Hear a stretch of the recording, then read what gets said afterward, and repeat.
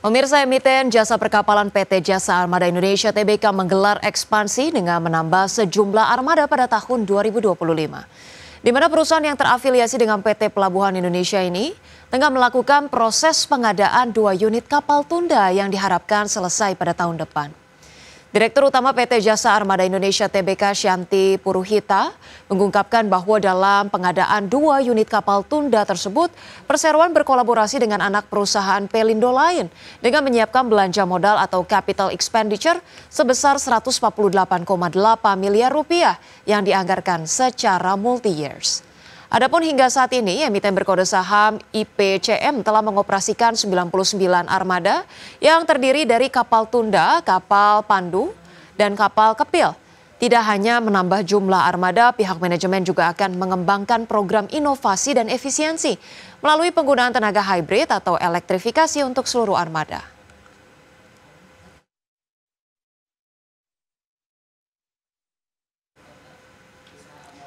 Pemirsa, emiten produsen timah plat merah PT Timah Tbk melakukan penambahan setoran modal kepada anak usahanya. Penyertaan modal tersebut dilakukan pada 23 Juli 2025 dengan jumlah 10 miliar rupiah. Emiten produsen timah plat merah PT Timah Tbk yang berkode saham TINS menambah modal salah satu anak usahanya yakni PT Timah Agro Manunggal atau TAM untuk memperkuat struktur bisnisnya. Penyertaan modal tersebut dilakukan pada 23 Juli 2025 dengan jumlah 10 miliar rupiah. Langkah ini diambil sebagai bagian dari strategi perusahaan untuk mendorong peningkatan produksi timah seiring dengan upaya efisiensi dan optimalisasi operasional di sektor hilir. Adapun setoran modal tersebut tidak akan berdampak signifikan terhadap operasional, keuangan maupun kelangsungan usaha perseroan secara keseluruhan. Division Head Corporate Secretary Timah Randy Kurniawan dalam keterbukaan informasi BI menyatakan transaksi ini tidak berdampak pada operasional keuangan dan atau kelangsungan usaha perusahaan. TINS menghabiskan dana 29,43 miliar rupiah untuk kegiatan eksplorasi sepanjang kuartal 2 tahun 2025.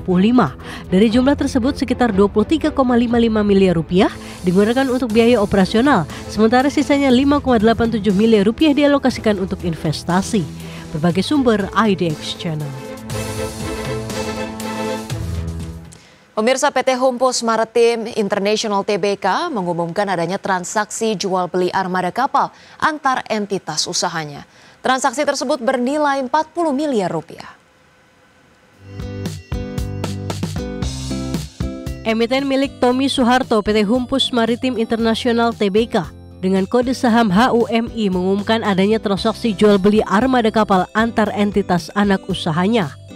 Berdasarkan keterbukaan informasi di BEI, PT Baraka Alam Sari atau BAS yang merupakan unit usaha HUMI melalui PT OTS Internasional menjual 2 unit kapal tugboat yang bernama Semar 82 dan Semar 83 kepada PT Humpus Transportasi Curah, anak usaha HUMI. Direktur Utama HUMI Tirta Hidayat dalam keterbukaan informasi mengungkapkan sumber pendanaan untuk pembelian kapal berasal dari keuangan internal dan bank. Dia juga menjelaskan penjualan kapal bertujuan pengembangan usaha HTC di masa yang akan datang. Transaksi tersebut tergolong afiliasi karena BAS sebagai penjual merupakan entitas unit usaha dan perusahaan terkendali tidak langsung 99% saham melalui PT OTS Internasional. OTS merupakan anak usaha HUMI dengan kepemilikan 99,9% saham. Berbagai sumber IDX Channel. Pemirsa, PT Era Jaya Swasembada Tbk, emiten berkode saham ERA, resmi melepas seluruh kepemilikan sahamnya pada PT Era Kering Indonesia dan PT Era Pharma Indonesia. Aksi tersebut sejalan dengan strategi Era Jaya pada optimalisasi portofolio yang sudah ada. PT Era Jaya Swasembada Tbk, emiten berkode saham ERAA, resmi melepas seluruh kepemilikan sahamnya pada PT Era Kering Indonesia dan PT Era Pharma Indonesia. Aksi tersebut sejalan dengan strategi Era Jaya pada optimalisasi portofolio yang sudah ada. Era Jaya melalui PT Era Prima Indonesia menjual 49,99% sahamnya di ECI kepada pemegang saham pengendali Indo Ventures Indonesia SDN BHD. Dengan transaksi tersebut, maka Indo Ventures yang masuk ECI sejak 2021 dengan mengambil alih saham Kerming Farmasi akan menguasai 99,9% saham ECI. Sementara 0,0009% saham sisanya dilepas kepada Suwini Bingei. Dari transaksi tersebut, anak usaha Era Jaya itu meraup 20,28 miliar rupiah.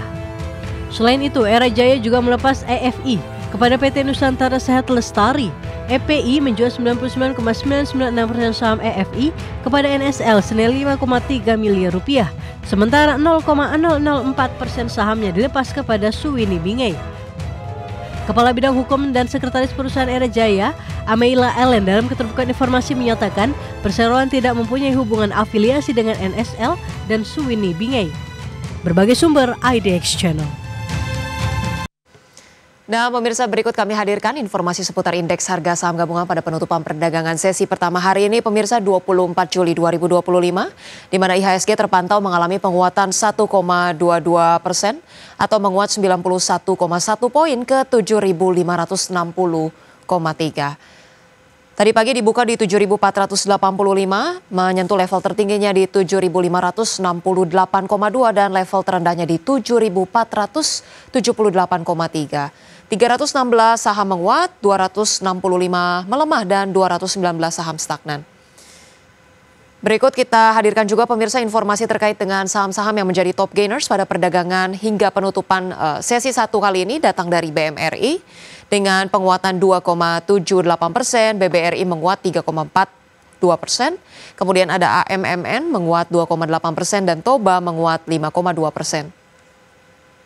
Dari top losers pemirsa, BRMS melemah 2,26%, disusul MBMA dengan pelemahan 2,88%, ADMR melemah 3,2%, dan WIRG melemah 6,4%.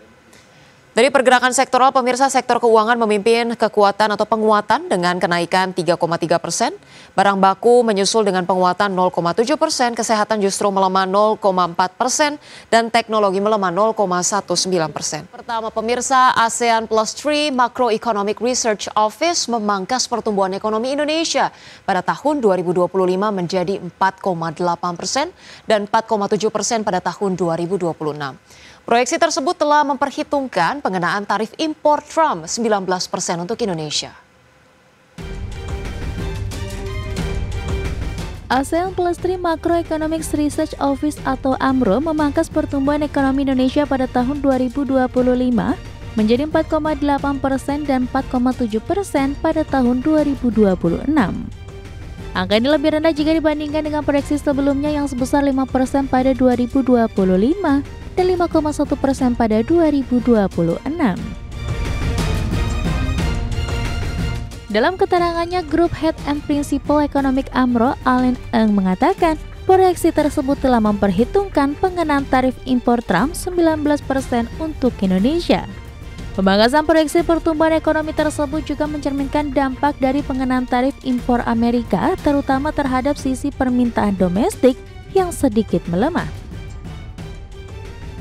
Our latest outlook numbers here is actually incorporated the 19% tariff on Indonesia. So that's our baseline assumption on tariff on Indonesia. I think just to add is that while 19% does look relatively low, and our growth projection reflects that impact on a weaker domestic demand. Meski menurunkan proyeksi pertumbuhan ekonomi di 2025 dan 2026, AMRO menilai ekonomi Indonesia masih cukup tangguh dalam menghadapi tekanan eksternal seperti tarif perdagangan global berkat fondasi permintaan domestik yang masih kuat. Kendati demikian, AMRO menekankan pentingnya diversifikasi pasar ekspor bagi Indonesia. Dari Jakarta, tim liputan IDX Channel.